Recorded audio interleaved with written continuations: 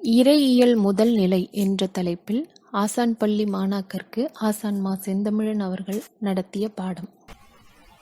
இறை என்ற சொல் ஒரு குறிப்பிட்ட வடிவத்தை, ஒரு உருவத்தை பற்றியதே அல்ல. அது ஏதாவது ஒரு குறிப்பிட்ட கருத்தை பற்றியதும் அல்ல. அதாவது இறை என்ற சொல்லுக்கு ஒரு வரையறையே இல்லை. அந்த சொல்லை விளக்குவதற்கு ஒரு வரையறை அல்ல, வரையறை கிடையாது. இதுதான் அடிப்படையானது. இது நல்லா புரிஞ்சுக்கணும். நீங்க இறைவனை புரிந்து கொள்ளணும் அப்படின்னா அதோடைய தொடக்க பாடமே இப்ப நான் சொல்றதுதான். வரையறை, எந்த வரம்புக்குள்ளும் அடங்காத தன்மைகள் கொண்டதுதான் இறை. சரியா? ஒருவேளை உங்களால இது இவ்வளவுதான் புரிந்து கொள்ள முடிந்தால் அது இறைத்தன்மையிலிருந்து குறைவானதுன்னு பொருள். அதாவது ஒரு பொருள் இருக்கு, இப்போ உயிர் பொருட்கள் இருக்கு. நம்ம செம்மைவனத்துல நிறைய மரங்கள் இருக்கு இல்லையா? இதை நம்ம மரம்னு பேசாம தாவரம்னு பேசுறோம். தாவரங்கள்னு வச்சுக்கிறோம். தாவரங்கள்ல என்னென்ன இருக்கு? புல்லு, பூண்டு, செடி, கொடி, மரங்கள் இருக்கு. மரங்கள்ல குறுமரங்கள், நெடுமரங்கள், குடை விரிக்கும் மரங்கள் இப்படி இருக்கு. செடிகள்ல இப்படி பல வகையான வகைகள் இருக்கு, பல வகைகள் இருக்கு. இப்ப நான் என்னென்ன சொன்ன பாருங்க. தாவரம் அப்படின்னு சொல்லும் பொழுது அதற்குள்ள பல வகைகள் இருக்கு. செடி, கொடி, புல், பூண்டு இருக்கு. அப்போ அந்த ஒரு சொல் என்ன எப்படிப்பட்டதா இருக்குன்னா விரிவான சொல்லா இருக்கு. தாவரம்ன்ற ஒரு சொல்லு பல உயிரினங்களை உள்ளடக்குது இல்லையா? இப்ப தாவரம் என்ற சொல்ல இருந்து ஒண்ணு மட்டும் எடுத்துக்கிறோம், மரம் அப்படின்னு ஒண்ணு எடுத்துக்கிறோம். ஒரு வரையறை வந்துடுது இல்ல? தாவரத்தோட வரையறை மிக விரிவா இருக்கு. ஆனா மரம் எனும்போது இந்த வரம்பு குறைஞ்சிருச்சு. ஒரு மரம்னா எப்படி இருக்கும்? தொல்காப்பியர் சொல்றபடி எதுக்கு உள்ள ஒரு தாவரம் தனக்கு உள்ள உறுதியா இருந்ததுன்னா அது மரம். அப்படி மரத்துக்கு ஒரு வரையறை கொடுத்துட முடியுது. அப்புறம் உயரமா வளரும், இப்படி எல்லாம் கிளைகள் இருக்கும். அடுத்து மரம் என்பதை விட இன்னும் உள்ள வர்றோம், குடை விரிக்கும் மரம் அப்படின்றோம். குடை விரிக்கும் மரம் என்னும்போது எங்கெங்கெல்லாம் வரும்? புங்கன் மரம், மகிழ மரம், மாமரம், புளிய மரம் அப்படின்னு வந்துடுறோம். அப்ப வரையறை இன்னும் குறைஞ்சிட்டுதா?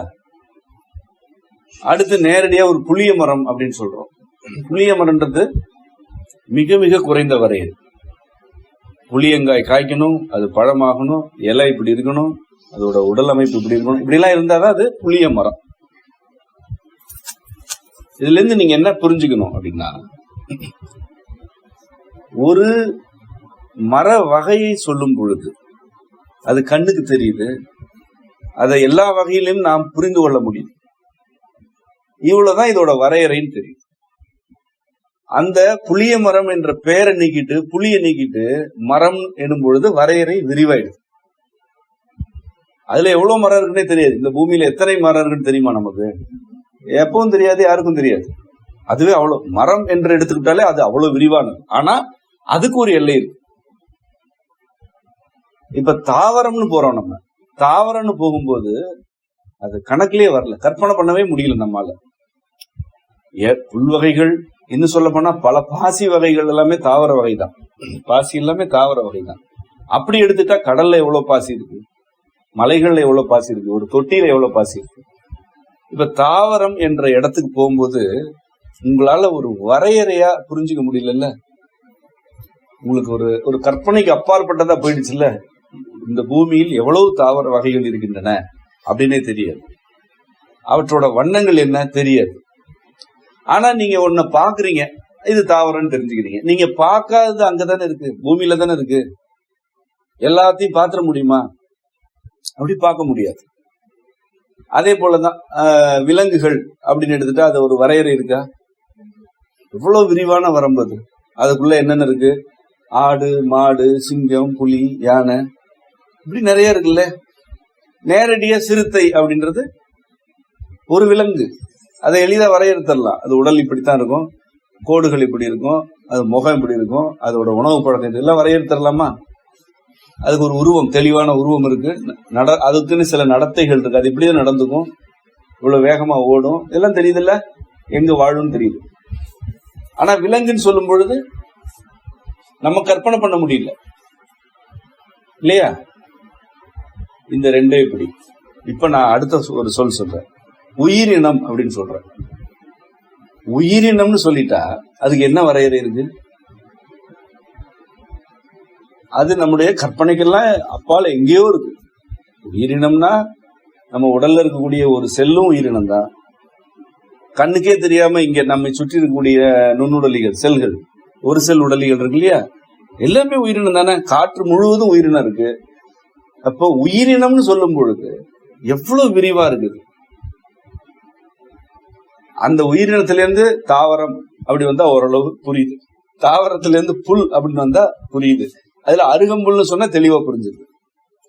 அப்படியே பின்னோக்கி போய் இது ஒரு உயிரினம்னு சொல்லும் பொழுது நமக்கு புரிய மாட்டேங்குது இல்லையா? அதுதான் வரையறைனா என்ன? உனக்கு புரிஞ்சுச்சுன்னா அது வரையறை. உன்னால புரிஞ்சுக்க முடியலன்னா அந்த வரையறைக்கு அப்பால வெளியில இருக்கு, அது இருக்கு, உனக்கு புரியல.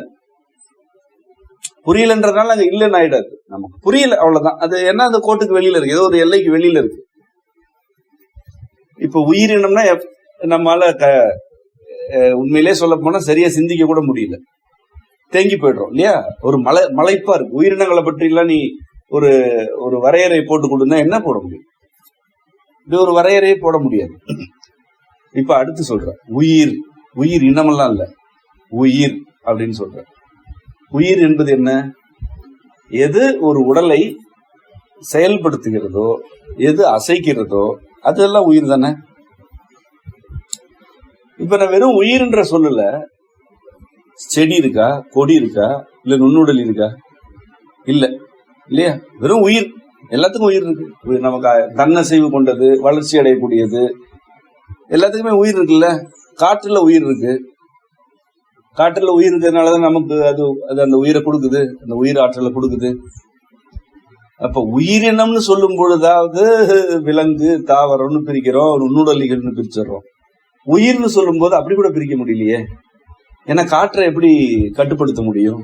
காற்றே உயிர் தான், காற்றுல இருந்தா உயிர் வருது. காற்றை நம்ம ஏதாவது ஒரு வரையறையில புரிஞ்சுக்க முடியுதா? இப்ப பாருங்க, ஒண்ணுமே புரிய மாட்டேன் இல்ல. இப்ப இது எதை நினைக்கிறதுனே தெரியல. அப்ப உயிர் என்பது நம்முடைய அறிவு, நம்முடைய புரிதல், இதற்கெல்லாம் அப்பால இருக்கு இல்லையா? வரையறைகளுக்கு வெளியில இருக்கு. இப்போ என்னுடைய கேள்வி என்னன்னா, உயிர் என்றால் என்ன என்று புரிந்து கொள்வது மிக கடினமா இருக்கு, அல்லது நமக்கு தெரியல, அதை நினைத்தே பார்க்க முடியல, சரிதானே? ஆனா அந்த உயிர் நமக்கு இருக்குல்ல, அது எங்க இருக்கு? நமக்குள்ள இருக்கு. அந்த உயிர் இருக்கிறதுனாலதான் நான் பேசுறேன், நீங்க கேட்டுட்டு இருக்கிறீங்க. அதுதான் நம்ம இயக்குது. நம்ம இயங்குவதற்கு அடிப்படை உயிர் தானே. எது நம்ம இயக்குகிறதோ அது இவ்வாறானதுதான் என்று நம்மால புரிந்து கொள்ளவே முடியல இல்ல. ஒரு மனிதர் அப்படின்னு சொன்னா புரிஞ்சுக்கலாம். உன்னுடைய பேர் என்னவோ அதை சொல்லிக்க, அவர் சொல்லினீங்கன்னா ஒன்னு நீ புரிஞ்சுக்கிற. என் கண்ணு இப்படி இருக்கும், உடம்பு இப்படி இருக்கும், இடுப்பு இப்படி இருக்கும், கால் இப்படி இருக்கும், இதெல்லாம் புரிஞ்சிருச்சு. ஆனா இது எல்லாத்தையும் இயக்குதுல ஒண்ணு, அது எப்படி இருக்குன்னு புரியல. அதனால அது இல்லையா? அது இருக்கு. ஆனா ஏன் புரியல? அது நம்முடைய அறிவு வரம்பிற்கு அப்பால் இருக்கிறது. நமக்கு எவ்வளவு அறிவு இருக்கோ அதுக்கு வெளியில இருக்கு. எது ஒன்று வரம்புகளை கடந்து இருக்கிறதோ அது இறைத்தன்மைக்கு நெருக்கமாக செல்கிறதுன்னு பொருள். அதுதான் பாடம். பாடம் என்ன?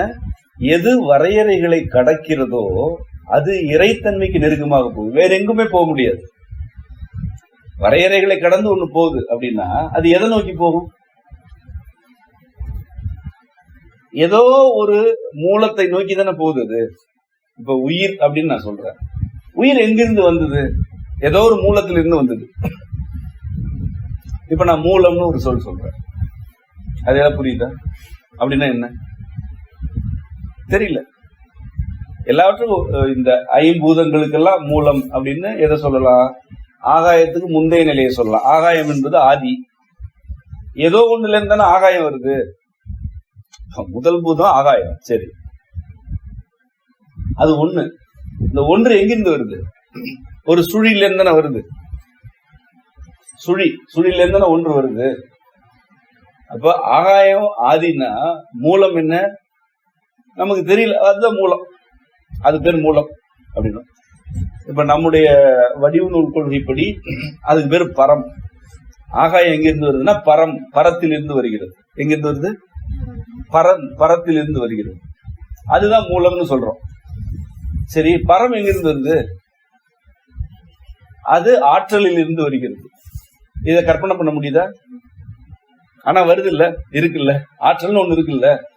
அதை கற்பனை பண்ண முடியுதா? சிந்திக்க முடியுதா? நினைத்து பார்க்க முடியுதா? இல்ல.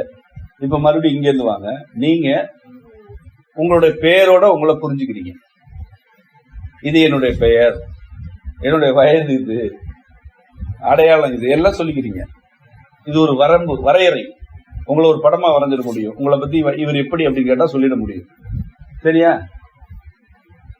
இப்ப நீங்க நான் ஒரு மனிதர் அப்படின்னு நினைச்சிருக்கீங்க, புரிஞ்சுக்கிறீங்க. உண்மைதான், மனிதர் தான். மனிதர்னா எப்படி இருப்பாரு அப்படின்னு கேட்டா நீங்க ஒரு வரியிலையோ 100 வரியிலயோ விளக்கம் அளிச்சிட முடியுமா? உங்களை பத்தி சொல்லும் பொழுது எவ்வளவு தெளிவா சொல்றீங்க. ஆனா மனிதர்ன்றவர் யாரு அப்படின்னு கேட்டா இன்னைக்கு நீங்க ஒண்ணு சொல்லுவீங்க, 500 ஆண்டுகள் கழிச்சு வர்றவங்க கூடுதலா ஒண்ணு சொல்லுவாங்க, மனிதர்கள்லாம் இப்படிப்பட்டவங்க. எத்தனை வகை இருக்கு மனிதர்கள்ல? துல்லியமா சொல்ல முடியாது. மனிதர் என்ற அந்த அடையாளமே ஒரு விரிவான வரம்பு தானே. நீ உன்னை பத்தி சொல்லிடலாம், உன் குடும்பத்தை பத்தி சொல்லிடலாம், உன் ஊர்ல இருக்க மனிதர்களை பத்தி சொல்லலாம். தமிழ்நாடு முழுவதும் இருக்கிற மனிதர்களை பத்தி சொல்லுனாலே சொல்ல முடியாது இல்லையா? தமிழகத்தின் தென் பகுதியில் இருக்கிறவங்க ஒரு பழக்க வழக்கம் இருக்காங்க, அவங்களுடைய இயல்புகள் வேறையா இருக்கு. மற்ற பகுதிகளுக்கும் அதுக்கும் வேறுபாடு. தமிழ்நாட்டுக்கு எப்படி? இந்த இந்திய நிலப்பரப்பு முழுவதும் இருக்க மனிதர்களை பத்தி உன்னால புரிஞ்சுக்க முடியுதான்னு கேட்டா ஏதாவது புரிஞ்சுக்க முடியுமா? அப்ப புவி முழுவதும் இருக்கக்கூடிய மனிதர் அப்படின்ற ஒரே ஒரு உயிரின கூட்டத்தை ஒரு வரையறையில கொண்டு வர முடியுமா? இதுக்கே எப்படி? மனிதர் இல்ல, உயிரினம் அப்படின்னு போனா அறிதல் குறைந்து போகுது. உயிரினம் இல்ல, உயிர் என்ற இடத்துக்கு போனா இன்னும் குறையுது. உயிர் காற்றுல இருந்து தான் வருது. அப்ப இந்த காற்று எப்படிப்பட்டது? இதை ஒரு வரம்புல அடக்க முடியுமான்னா அறிதல் குறையுது. இங்க வா, இப்போ உனக்கு காற்று வருது, அது ஒண்ணு உயிர், உன்னோட உயிரை ஒரு வாழச் செய்யும். இந்த காற்று ஒரு வரம்பற்றது தானே. இது வரம்புல இருக்கா? ஒரு வரம்புக்குள்ளே இல்லையே காற்று. இப்ப பூமியில வீசுதல்ல காற்று. இப்ப நம்ம மூச்சு விடுறோம்ல, இந்த காற்று புவியோட எந்த பகுதியிலிருந்து வந்ததுன்னு யாருக்காவது தெரியுமா? ஆனா ஏதோ ஒரு பகுதியிலிருந்து தானே வருது. மீண்டும் இந்த காற்று புவி முழுவதும் சுழன்றுகிட்டு தானே இருக்கு. அப்படித்தானே சுழன்றுட்டு இருக்கு. இதுக்கு ஒரு வரம்பு இருக்கா? இல்ல. இப்ப நம்ம என்ன நினைக்கிறோம்னா, இந்த புவி முழுவதுக்கும் ஒரு காற்று இருக்குன்னு நினைக்கிறோம். அது இல்ல. புவிக்குரிய காற்று புவிக்கு வெளியில இருந்தா வருது, ஆகாயத்துல இருந்து வருது. இப்ப ஆகாயத்தோட எந்த பகுதியில இருந்து இந்த காற்று வந்ததுன்னு கண்டுபிடிக்க முடியுமா? அப்ப இது என்ன செய்யுது? காற்று என்ன செய்யுது? வரையறைகளை கடக்கிறது. அது ஒருவேளை ஒரு வரம்புக்குள்ள அடங்கி இருந்துச்சுன்னா இவ்வளவு உயிரினங்களுக்கு அது ஒரு ஊட்டமா இருக்காது இல்ல. ஆகவே ஒரு மனிதர் இறைத்தன்மைக்கு நெருக்கமானவரா அல்லது காற்று இறைத்தன்மைக்கு நெருக்கமானதான்னு கேட்டா நம்ம என்ன சொல்லுவோம்? காற்று தான் சொல்லுவோம். ஏன்னா இந்த உடல் ஒரு வரையறையில் இருக்கு. இது மூலத்திற்கு நெருக்கமானதே அல்ல. இந்த மனித உடலை விட அவரு அந்த உடலை வாழ வைக்கும் காற்று தான் மூலத்துக்கு நெருக்கமா இருக்கு. ஏன்னா அது அங்கிருந்து வருது, ஆகாயத்திலிருந்து வருது. அது பல கோள்களை விண்மீன்களை எல்லாம் கடந்து பூமிக்கு வந்து சுழன்று நம்ம உடம்புக்குள்ள போயிட்டு வெளியில போய் வாழ வைக்கும். அப்ப இதுதான் மூலத்துக்கு நெருக்கமானது. ஆகாயம், காற்றே எங்கிருந்து பிறகுது? எந்த பூதத்திலிருந்து? காற்று எந்த பூதத்திலிருந்து பிறகுது? ஆகாயத்திலிருந்து பிறகுது. அப்போ அப்ப ஆகாயம் எப்படிப்பட்டது? காற்றே வரையறைகள் அற்று இருக்கு. அப்ப ஆகாயத்துக்கு வரையறைன்னு ஒண்ணு இல்ல. அப்ப காற்றை விட ஆகாயம் மூலத்திற்கு நெருக்கமானது என்பது புரியுதா? அதானே உண்மை. எது வடிவ நிலைகளில் இருந்து வெளியேறி செல்கிறதோ, எது ஒரு குறிப்பிட்ட வரையறையில் அடங்காமல் இருக்கிறதோ அது மூலத்திற்கு நெருக்கமானது என்பது புரியுதா? இப்போ ஒன்று ஏதாவது ஒரு வரையறையில அடங்கிடுச்சுன்னா அது மூலத்திலிருந்து வெளிப்பட்டு விலகி இருக்கு. மாறாக அது வடிவங்களுக்கு ஆட்படவில்லை, வரையறைகளுக்கு கட்டுப்படவில்லை என்று இருக்கும் பொழுது அது மூலத்துக்கு நெருக்கமா இருக்கு. இந்த ஐம்பூதங்களை பொறுத்த வரைக்கும். அப்ப 5 பூதங்களில் எது மூலத்திற்கு நெருக்கமானதுன்னு என்ன சொல்லுவீங்க? ஆகாயம். இதுதான் இறைத்தன்மையை புரிந்து கொள்வதற்கான முதல் வழி.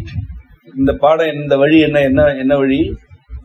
வரையறைகளை கடந்த ஒன்று மூலத்திற்கு நெருக்கமானது.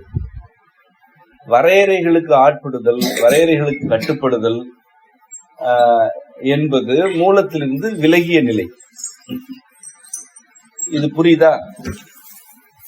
இப்போ இறை என்பது என்ன? இறை என்பது ஒரு ஆகாயத்தின் மூலம் அல்ல. ஆகாயத்திற்கு மூலமாக இருக்கும் பரம் ஆற்றலில் இருந்து வருது. ஆற்றலுடைய மூலம் ஒரு எண்ணிலைகள் என்று நம்ம எண்ணுள்ள சொல்றோம், அதுல இருந்து வருது. இந்த எண்ணிலைகள் எங்கிருந்து வருது? ஒன்று சுழி என்ற நிலை. அதெல்லாம் இப்ப உங்களுக்கு புரியாது. ஆனாலும் நீங்க புரியலன்னாலும் இப்படி ஒரு அடுக்கு இருக்குன்னு புரிஞ்சுக்கோங்க. ஒன்று சுழியிலிருந்து வருது. ஒன்று சுழி எங்கிருந்து வருது? எண்ணிலை இயக்கத்திலிருந்து வருது. எண்ணிலை இயக்கம் எங்கிருந்து வருது? ஒரு மூலத்திலிருந்து. அதுக்கு நம்ம மூலம் தான் பேர் வைக்கிறோம். அந்த மூலத்திலிருந்து தான் எல்லாம் வெளியில வருது அப்படின்னு சொல்றோம். அப்ப இதுல இறை என்பது என்ன? இதுல எது இறை? அதுதான் கேள்வி. இறை என்பது என்ன அப்படின்னா, இறை என்பது தனியே இருக்கும் ஒரு பொருளோ ஒரு வடிவமோ அல்ல.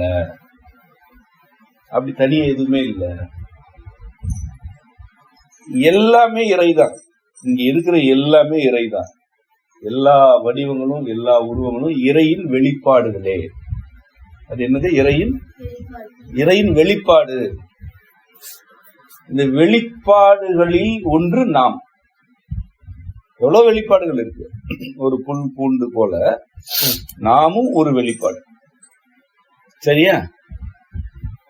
அப்ப நாமும் இறையின் ஒரு துகள் தான்.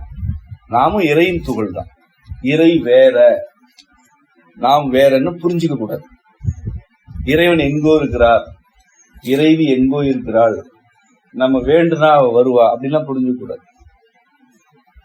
எல்லாமே இறைதான். இந்த காற்று இறைதான், மனித உடல் இறைதான், மனித உடல் வெளியேற்றும் பொருட்கள் கூட இறைதான். எல்லாமே இறைதான். இப்ப மறுபடியும் வருவோம். எல்லாமே இறைதான் அப்படின்னா நாம் எதனை வழிபடுகிறோம்? எல்லாமே இறைதானே. நாம ஆனா எதையோ வழிபடுறோம்ல, எங்கேயோ வேண்டுறோம்ல, வேணும்னு கேட்கிறோம்ல. யாரை பார்த்து கேட்கிறோம்? நீ இறைதான், நானும் இறைதான். நான் உன்கிட்ட கேட்கிறேன், நீ என்கிட்ட கேட்கிற, கிடைச்சிருதா? இல்ல. ஆனா வேற எங்கேயோ வேண்டுறோம், நமக்கு கிடைக்குது இல்ல. அது எதை வேண்டுறோம்? அதுதான் இப்ப கேள்வி. இப்ப நான் முதல்ல சொன்ன இடத்துக்கு வாங்க. இறைத்தன்மைக்கு நெருக்கமாக இருத்தல் அல்லது நெருக்கமாக சென்று கொண்டிருத்தல் என்பது என்ன? எப்படி செல்றது? எப்படி செல்ல முடியும்? இறைத்தன்மைக்கு நெருக்கமா எதெல்லாம் இருக்கு? வரையறைகளையும் வடிவ கட்டுப்பாடுகளையும் கடந்து செல்வது எதுவோ அது இறைத்தன்மையை நோக்கி நெருக்கமா செல்லுது. ஏன்னா இறையின் மூலம் என்பது எந்த வரையறையுமே இல்லை. ஆகாயமே அப்படி. பரம் என்ற நிலை இருக்க, அதுல நீங்க கற்பனை பண்ண முடியாது. அதுல இருந்தா ஆகாயமே பிறகு. பரமே அப்படியேதான். பரம்பொருளேன்னு சொல்றோம் இல்லையா? அதுதான் பரம் அப்படின்றது நம்முடைய எல்லா கற்பனைகளுக்கும் அப்பாற்பட்டது. அதுவே ஒரு வெளிப்பாடுதான். இறைவனும் இறைவியும் அதையெல்லாம் கடந்த நிலையில இருக்கிறாங்க. ஆனா அப்படி எல்லாவற்றையும் கடந்த நிலையில் இருக்குது இறைவனும் இறைவியும் நம் உடல் வழியாகவும் நமக்கு வரும் காற்றின் வழியாகவும் இங்க இருக்கும் எல்லா பொருட்களின் வழியாகவும் நம்மோடு உறவாடுறாங்க. அததான் புரிஞ்சுக்கணும். ஒரு மூலம் இருக்கிறது, அதுல இருந்துதான் எல்லாம் வருது. அந்த மூலம் வரையறைகளுக்கு ஆட்படாததா இருக்கு. இத மாணிக்கவாசகர் எப்படி சொல்றாரு? ஆக்கம் அளவு இறுதி இல்லான் அப்படி சொல்றாரு. அழகா இது சுருக்கமா இதுவரை நான் சொன்ன கருத்தை ஒரு 3 சொற்கள்ல சொல்லிட்டாரு. ஆக்கம்னா என்ன? ஒரு பொருள் நான் முதல்ல சொன்னதுதான் தாவரம், இது ஒரு ஆக்கம். தாவரத்துக்குன்னு ஒரு வரையறை இருக்குல்ல, இப்படி எல்லாம் இருக்கும், இலை இருக்கும், ஒரு காம்பு இருக்கும், இப்படி இதெல்லாம் ஆக்கம். தாவரங்களுக்குன்னு அளவு இருக்கு இல்லையா? என்ன இருந்தாலும் ஒரு அளவு இருக்குல்ல. ஒரு புல்லுன்னா இதான் அளவு, மரம்னா இப்படிதான் அளவு, இது அளவு. இறுதின்றது என்ன? மிக இன்றியமையாத கருத்து. இறுதினா அதுக்கு ஒரு முடிவு இருக்கு. ஒரு செடிக்கு ஒரு முடிவு இருக்கு, இறுதி நிலை இருக்கு. மரத்துக்கு இருக்கு இல்லையா? அப்படி எல்லா பொருளுக்கும் இருக்கு, நமக்கும் இருக்கு. நமக்கு ஒரு ஆக்கம் இருக்கு. உடல் எதனால் ஆக்கப்பட்டது கேட்டா ஓரளவு சொல்லலாம். நமக்குன்னு ஒரு அளவு இருக்கு, நமக்கு இறுதி இருக்கு. ஆக்கம் அளவு இறுதி இல்லாம ஒரு பொருள் கிடையாது. அவ்வளவு அற்புதமா ஒரு எளிமையா சொல்றாரு. இறைவன் எப்படிப்பட்டவன்னா அவனுக்கு ஆக்கம் கிடையாது. இதனால் செய்யப்பட்டவன், இப்படி செய்யப்பட்டவன், அது கிடையாது இறைவன். முடிஞ்சு. ஆக்கமே இல்லை அப்படின்னா நீங்க கற்பனை பண்ணுங்க, அது எப்படி இருக்கும்? இறைவன் எப்படி இருக்கிறான் தெரியாது. அவனுக்கு ஒரு அளவே கிடையாது. அவனோட அளவு இதுதான் சொல்ல முடியாது. இது ரெண்டும் இல்லைன்னா இறுதியே இருக்காது. ஏன்னா எது முடிந்து போகும், எது இறுதியாகும்? எது ஒன்று குறிப்பிட்ட பொருட்களால் ஆக்கம் செய்யப்பட்டதோ, எது அளவுகளுக்கு அடங்குகிறதோ அது ஒரு நாள் முடிஞ்சு போயிடும். புரியுதா? இப்ப இந்த பூமி இருக்கு இல்லையா, இதுக்கு ஆக்கம் அளவு இருக்கு இல்லையா? இது இப்படிதான் ஆக்கப்பட்டிருக்கு, இதுக்கு அளவு இருக்குல்ல. அப்ப இதுக்கு இறுதி இருக்கு. ஒரு நாள் இந்த பூமி சிதைந்து போகும், இது உறுதி. காற்று இருக்கு, காற்றுக்கு ஒரு ஆக்கம் இருக்கு, ஆனா ரொம்ப குறைவு. இப்படித்தான் இது அப்படின்னு வரையறுக்க முடியுதா காற்ற? இல்ல. இப்படித்தான் நம்ம சொன்னோம்னா இன்னொரு வகையில இருக்கு, ஆனா ஏதோ ஒரு வகையில இருக்கு. அதுக்கு ஒரு ஆக்கம்னு ஒண்ணு இருக்கு, ஆனா அது குறைந்த வரம்புகளோட இருக்கு. அத ஒரு பூமி போல வரையறுத்து சொல்ல முடியல. காற்றுக்கு அளவு இருக்கா? குறிப்பிட்ட அளவு இல்ல. ஒரு பகுதிக்குள்ள காற்றை அடைத்து அதை அளக்க முடியும், விட்டா அது போயிடும், அந்த அளவுல மாறிடும். அளவு இருக்கு, ஆனா அடங்காத அளவு. ஆக்கம் இருக்கு, ஆனா அது அடங்காது. அப்படின்னா அதுக்கு இறுதி இருக்கா? காற்றுக்கு இறுதி இருக்கு, அந்த இறுதியும் அடங்காது. காற்று எப்படின்னா, இப்போ ஒரு நிறைய வெப்பமான ஒரு பகுதிக்கு காற்று, கற்பனை பண்ணீங்க, ஆகாயத்துல காற்று குளிர்ச்சியா இருக்கு, இது காற்று தான். கதிரவனை நோக்கி போகுது. அதே காற்று கதிரவனை நோக்கி போகும்போது என்ன ஆயிடுது? குளிர்ச்சி இழந்திருக்கு. இதுவரைக்கும் வந்த காற்று குளிர்ச்சியா இருந்துச்சா? கதிரவன்கிட்ட போகும்போது குளிர்ச்சி இழந்துருச்சா? இப்ப இது வேற காற்று. ஆனா காற்று வேற வடிவத்துக்கு போயிடுச்சு, அழியல, வடிவத்தை மாத்திடுச்சு. கதிரவனை கடந்து மறுபடியும் வருது குளிர்ந்த பகுதிக்கு ஆகாயத்துல, அப்ப மறுபடியும் குளிர்ந்து. இப்ப இறுதி இருக்கா இல்லையா? நான் காற்றுக்கு இறுதி இருக்கு, ஆனா இல்ல. புரியுதா? ஆக்கம் அளவு இறுதியை நல்லா புரிஞ்சுக்கணும். எதுக்கு ஆக்கம் இருக்கோ அதுக்கு அளவு இருக்கும், எதுக்கு அளவு இருக்கோ அதுக்கு ஒரு இறுதி இருக்கும். இந்த நிலம் 5வது பூதம் நிலம், நிலத்துக்கு ஆக்கம் உண்டு, அளவு உண்டு, இறுதி உண்டு. மரம் ஒரு நிலம் தான், மனித உடல் நிலம், பூமி மொத்தமும் நிலம், ஆக்கம் அளவு இறுதி உண்டு. 4வது பூதம் என்ன? நீர். 4வது பூதம் என்ன தெரியும்? நீர். அதற்கு ஆக்கம் உண்டு இல்லையா? ஆனா தெளிவான ஆக்கம் இருக்கா? அருவியில கொட்டும் பொழுது அதோட ஆக்கம் வேற, ஆற்றுல ஓடும் போது வேற, கடலுக்கு போனா வேற, ஆனா நீர் தானே. ஆக்கம் மாற மாற அளவு மாறிடுது இல்ல, அதோட அளவு மாறிடுது இல்ல. அருவியில இருக்கிறப்போ ஒரு அளவு, ஏன் மழையா வரும்போது ஒரு அளவு, ஒரு துளி, அதானே அதோட அளவு. அருவியா கொட்டும் போது அது ஒரு துளி இல்ல, ஒரு கற்றையா கொட்டுது. ஆறா ஓடும் பொழுது இன்னும் இணைந்துருக்கு. கடலுக்கு போகும்போது எவ்வளவு பெருசா அளவு ஆக்கம் மாறும்போது அளவு மாறுதா? அதுக்கு இறுதி உண்டு. ஏன்னா கடல் நீர் அப்படியே ஆவியாகும் போது அது நீர் கிடையாது, காற்று. ஆக்கம் அளவு இறுதி இருக்கு. நிலத்தை விட குறைவா இருக்கு. ஒரு பாறை இருக்கு, ஆக்கம் அளவு, உடைச்சிட்டு மண்ணாக்கிட்டேன்னா அது இறுதி முடிஞ்சிச்சு. ஆனா நீர் அப்படி இல்லை, மாத்திக்கிட்டே இருக்கு தன்னை. மழையா இருக்கும்போது ஒரு 3 இயல்பு, ஆக்கம் அளவு இது மூவி இயல்பு, அதுக்கு ஒரு மூவி இயல்பு. அதுக்கப்புறம் அருவியில கொட்டும்போது, ஆத்துல போகும்போது, ஓடையா போகும்போது, ஏரியில அடைச்சா ஒரு ஆக்கம், ஒரு அளவு, ஒரு வகையான இறுதி. நீ தொட்டில தூக்கி வைக்கிற, அங்க வேற ஆக்கத்துக்கு வந்து எப்படி மாறுது பாரு, மாறிட்டே இருக்கு பாரு நீர். இதற்கு முந்தைய பூதம் எது? 3வது பூதம் வெப்பம். 3வது பூதம் வெப்பம். இந்த வெப்பத்துக்கு ஆக்கம் இருக்கா? கதிரவன் அங்க இருந்தா வருது நமக்கு மிகுதியான வெப்பம். அதுக்கு ஒரு கதிரவனுக்கு ஒரு ஆக்கம் இருக்கு இல்லையா? அது ஒரு வடிவத்தில் இருக்கு. அதுக்குன்னு ஒரு ஆக்கம், நீர் அளவு இல்ல, குறைவான ஆக்கம் இருக்கு. அந்த வெப்பம் நம்மை நோக்கி வருது இல்ல, வரும்பொழுது அந்த ஆக்கம் மாறிட்டே இருக்கு. ஆகாயம் எங்கும் குளிர்ச்சியா இருக்கு, அதை கடந்து வரும்பொழுது அந்த வெப்பம் தணிஞ்சு போயிடுது இல்ல. அதே வெப்பம் இங்க வந்ததுன்னா யாருக்குமே இருக்க முடியாது. அந்த வெப்பம் அங்கிருந்து வரும்போது தன்னோட ஆக்கத்தை மாத்திக்கிட்டு, பாத்தியா? ஆக்கம் மாறும்போது அளவு மாறிடுது.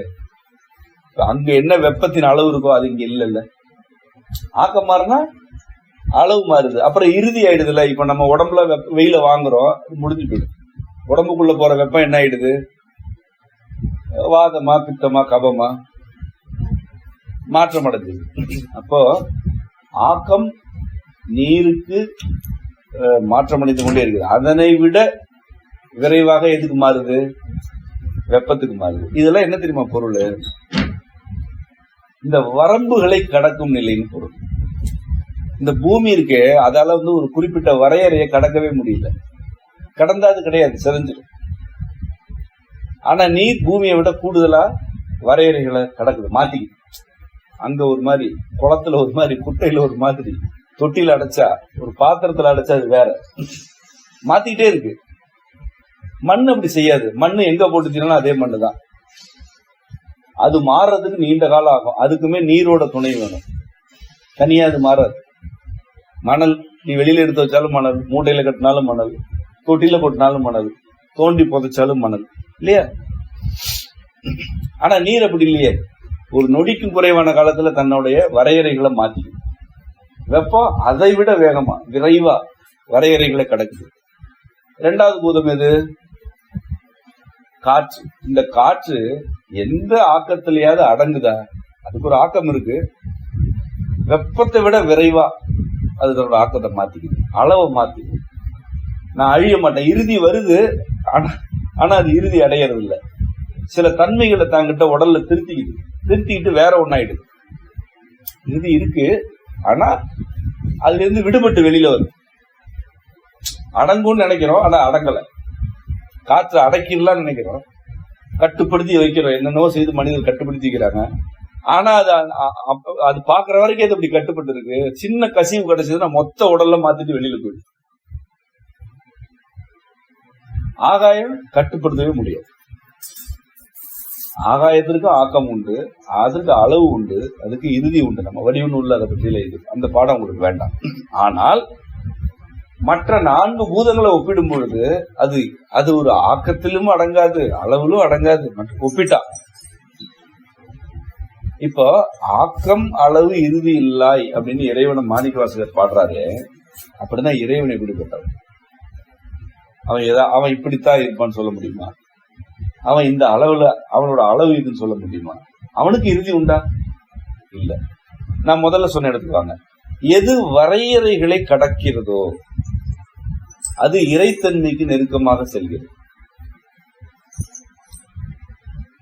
ஏன்னா இறைவன் எப்படி இருக்கிறான்? ஆக்கம் அளவு இறுதி இல்லாம இருக்கிறான். அவன் எந்த வரையறையிலும் அடங்குறது இல்லை. நான் பலமுறை ஒரு சான்று சொல்லுவேன், உங்களுக்கு சொல்றேன். பன்றிகள் இருக்கு. பன்றிகள் கழிவு நீர்ல இருக்கும்னு பொதுவா நம்பிக்கை இருக்கு. நீங்க கூட அப்படி நினைக்கலாம். பன்றிகளுக்கு கழிவு நீர் தான் வேணும்ன்ற தேவையெல்லாம் இல்லை. அதுக்கு நீர் தான் வேணும். நீ தூய நீர் ஓடை ஓடுதுன்னா அதுலயே அது இருக்கும். அது உடம்பு அழுக்காக்கிக்கணும்ன்ற தேவையெல்லாம் அது கிடையாது. அதுக்கு நீர் வேணும். எருமை மாடு இருக்கு, தூய நீர் ஓடைகள் ஓடுது, காட்டு ஓடைகள் இருக்குன்னா அதுல அது குளிக்கும். ஆனா நீ அழுக்கு நீர் தான் வச்சிருக்கணும், அதுலயும் அது குளிக்கும். அதுலயே அது குளிக்கும். அதுக்கு நீர் வேணும் உடலுக்கு, அவ்வளவுதான். அந்த உயிரினங்கள்லயே சில உயிரினங்கள் வரையறைகளை கடந்து தன்னை தக்க வச்சுக்கும். என்ன இருக்கோ அதுல இருக்கும். எருமையும் பன்றியும் சிறந்த சான்றும், கண்ணுதல்ல தெரிகிற சான்று. வரம்புகளை கடந்து அது தக்க வச்சுக்கும். அதற்கு நீர் வேணும், உடலுக்கு குளிர்ச்சி வேணும். அது கழிவு நீர் தான் இருக்குன்னா அதுல படுத்து கிடக்கும், நன்னீர் இருந்தா அதுலயும் படுத்துருக்கு. அது தன்னை தக்க வச்சுக்கிறதுக்கு என்ன தேவையோ அது செய்யும். இது உயிரினங்களுக்கு கூடிய இயல்பு. நான் இப்படி ஒவ்வொரு உயிரினத்துக்கும் இருக்கு. எளிமையா உங்களுக்கு புரியணுன்றதுக்காக சொல்றேன். மனிதர்களுக்கு வாங்க. இப்ப மனிதர்கள் இறையை எப்படி புரிஞ்சுக்கணும்?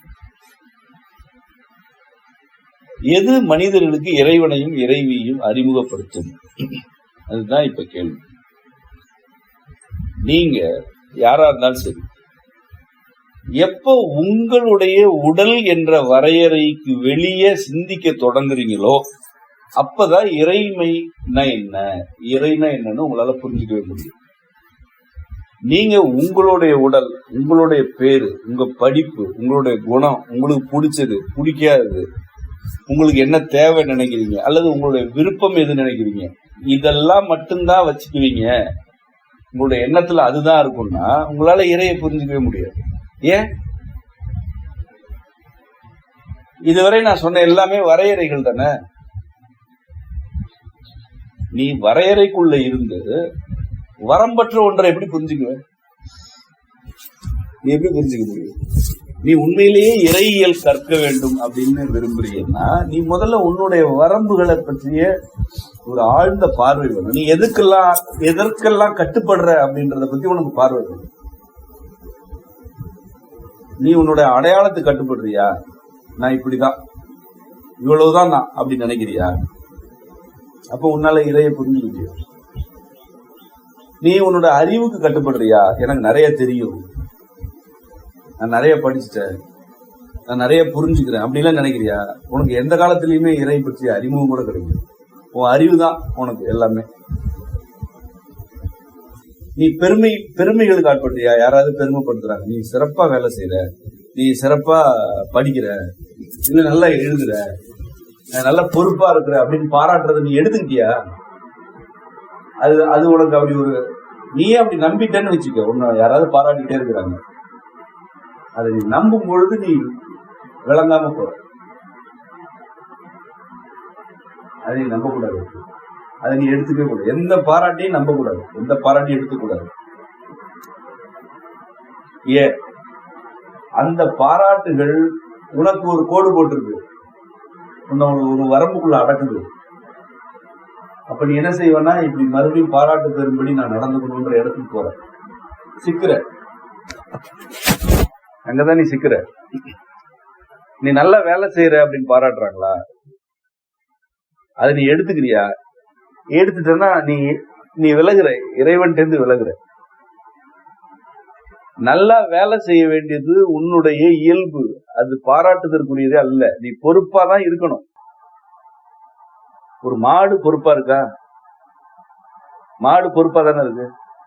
அது மேயுது, கன்றுக்குட்டிகளை பாத்துக்குது, நமக்கும் பால் கொடுக்குது, அவ்வளவுதான் பொறுப்பு. இது என்ன, அதை விட என்ன நீ என்ன பொறுப்பா இருந்துடுற? இது வெயில்ல இருக்கு, மழையில இருக்கு, கார்காலத்துல பசுந்தீவனம் கிடைக்குது, அதையும் மேய்ஞ்சிக்குது, கோடை காலத்துல வெறும் வரப்புள்ளும் வைக்கோலும் தான் போடுறோம், அதையும் மேய்ஞ்சிக்குது, ஆனா அது பால் கொடுக்குது இல்ல. காளமாடா இருந்தா கோடை காலத்துல வெறும் வரத்தீவனத்தை வச்சுக்கிட்டு பசுமாட்டு மேல ஏறுது இல்ல. இதை விட என்ன நீ என்ன பொறுப்பா இருக்கிற? இங்க எந்த உயிரினும் பொறுப்பு இல்லாம இருக்கு சொல்லு. வேப்ப மரங்கள்லாம் பனி காலத்துல இலைய கொட்டிடுது, அது உடலுக்கு அந்த பனி தாங்காது, கொட்டிட்டு அப்படியே நின்றுதா? அதுக்கப்புறம் அது இலைய துளிர்க்குது இல்ல, கடும் கோடையில தானே துளிர் அடிக்குது. இதை விட என்ன பொறுப்பா நீ வாழ்ந்துருக்க இது வரைக்கும்? மழை காலத்தில் இலைய கொட்டிட்டு கோடை காலத்துல இலைய துளிர்க்கிறத விட ஒரு ஞானம் வேணுமா? அதுதான் ஞானம். இவ்வளவு உயிரினங்களுக்கு கார்காலத்துல பல மரங்கள் நிழல் கொடுக்கும், இடம் கொடுக்கும், தேனீக்களுக்கு தேன் கொடுக்கும். ஆனா கோடையில யாரு கொடுப்பாங்க? நான் தானே கொடுக்கணும்னு வேப்ப மரம் கோடையில தான் பசுமையா இருக்கும், வாகை மரம் கோடையில பசுமையா இருக்கும், புங்கன் மரம் கோடையில பசுமையா இருக்கும். இதை விட என்ன பொறுப்பு மனிதர்கள்ட்ட இருக்குன்னு நான் கேக்குறேன். இதை விட பொறுப்பு என்ன? உனக்கு யார் மேலே கோவம் தான் வேலை செய்யறத நிறுத்துற, உனக்கு பெருமை வந்துருச்சுன்னா வேலைகளை குறைவா செய்யற, நான் நல்லா வேலை செய்யறேன் அப்படின்னு நீ உன்னை நீயே நம்பிட்டேன்னா யாராவது ஒரு வேலை சொல்லும் பொழுது எடுத்தெறிஞ்சு பேசுற அல்லது அவமதிக்கிறீங்க. இப்படி எல்லாம் எந்த உயிரினமும் செய்யறது இல்லையே. நீ பாராட்டு, திட்டு. வேப்ப மரம் என்ன செய்யணுமோ அதை செய்யுது, தேனீக்கள் என்ன செய்யணுமோ அதை செய்யுது. இங்க பொறுப்பு இல்லாத உயிரினம் ஏதாவது இருக்கா? அதனால நீ பொறுப்பா இருக்கிற 4 பேர் பாராட்டுறதெல்லாம் பெருமை கிடையாது, உனக்கான சிறை. அதை முதல்ல புரிஞ்சுக்க. ஒருவேளை இந்த மரங்கள் இந்த பெருமையை கேட்டு அதை எடுத்துக்குச்சுன்னா நிலைமை என்ன ஆகும் தெரியுமா? 4 வேப்ப மரம் என்ன நம்பிதான் இருக்கிறீங்களா, அது எனக்கு எவ்வளவு நாள் தெரியாம போச்சு, இந்த முறை நான் கோடையில பாத்துக்கிறேன் அப்படின்னு இலைய துளிர்க்காம இருக்கும், அழிஞ்சு போய் எல்லாருமே அழிஞ்சு போயிடும். கரையான்கள் பாருங்க, நம்ம காட்டுல கரையான்கள் ஒரு 30 அடி உயரத்துக்கு புத்து கட்டி இருக்கு மரத்து மேல. பாத்தீங்களா? பட்டைகள் மேல 20 அடிக்கு மேல ஒரு 30 அடி உயரம், 25 அடிக்கு உறுதியா நான் சொல்ல முடியும், நான் பார்த்தது. அத பாத்தீங்களா? எவ்வளவு உயரமா எடுத்துட்டு போயிருக்கு. அது ஒரு மேல கரையான்களுடைய ஒரு இருப்பிடத்தையே கட்டி வச்சிருக்கு, 20 அடி 25 அடி உயரத்துக்கு. அந்த எல்லா மண்ணுமே அது தரையில இருந்துதான் மேல கொண்டு போய் சேர்த்திருக்கு.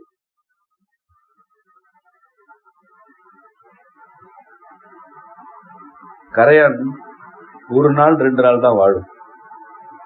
ஒரு கரையானோட வாழ்க்கை நாள் கணக்கு. அது ஒண்ணு வார கணக்குல எல்லாம் வாழாது, நாள் கணக்கு தான்.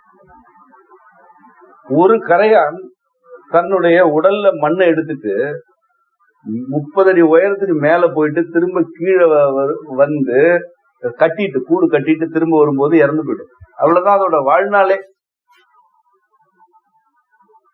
ஒட்டுமொத்தமா ஒரு கரையான் கூடுன்னு ஒண்ணு பாத்திருக்கீங்களா மரத்து மேல? அந்த ஒட்டுமொத்த கரையான் கூடு எப்படி இருக்கிறது என்று பார்க்கும் அறிவு கூட எந்த கரையானுக்கும் கிடையாது. நீ ஒரு வீடு கட்டிட்டு அந்த வீட்டை பார்க்க முடியுது உன்னால. கரையான்கள்லாம் சேர்ந்து ஒரு புத்து கட்டுது. மிக சிறப்பான கட்டுமான நுட்பம் அதுல இருக்கு, மிக மிக உன்னதமான கட்டுமான நுட்பம் அது கரையான் புற்று. அது தேர்வு செய்யற மண் அவ்வளவு நுட்பமானது. மண்ணுல குறைபாடுறதுன்னா அது உடல்ல இருந்து நீர்மத்தை சுரந்த மண்ணை மாத்துது, சாந்து உருவாகுது, ஒட்டுது. அப்படி அது நம்ம நடந்து போற மண்ணு தான். கரையான் உடம்புக்குள்ள போயிட்டு உடல்ல இருந்து சுரக்கிற நீர்மம் அதை சாந்தாக்குது. எப்படிப்பட்ட சாந்து? கடும் மழை கொட்டினாலும் கரையாது சாந்தாக்குது. நமக்கு அதுக்கு சுண்ணாம்பு தேவைப்படுது.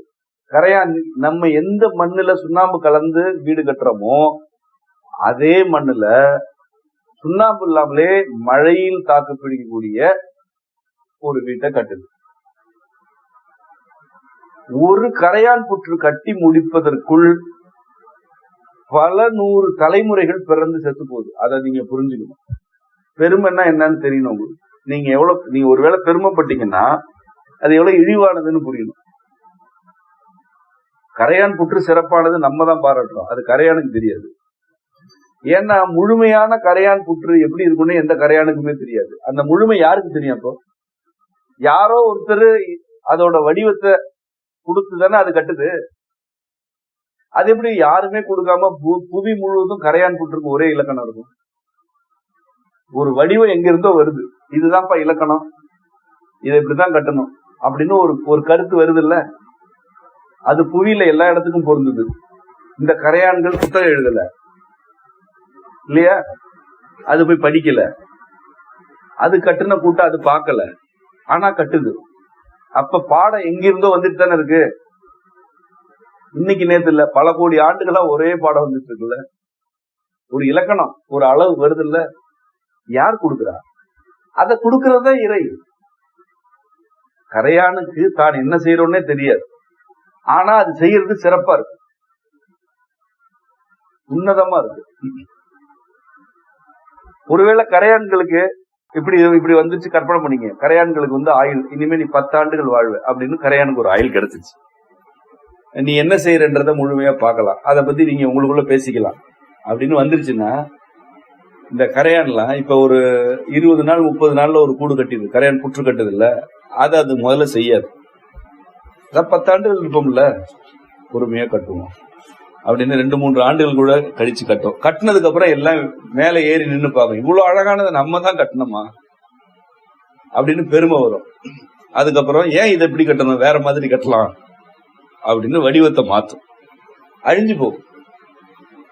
அப்புறம் ஒரு கரையான் கூட்டம் வரும், இது எதுக்கு 30 நாள் கட்டணும், 3 நாள்ல கட்ட முடியும் அப்படின்னு குறுக்கு வழிகளை தேர்ந்தெடுத்து கட்டிட்டு போய் எல்லாம் மேல நின்று பார்க்கும், இவ்வளவு அழகா நம்ம தான் கட்டிருக்கோமான்னு ஒரு மழையில அழிஞ்சு போகும். இப்படி நடக்கிறது இல்ல. ஏன் நடக்கிறது இல்ல?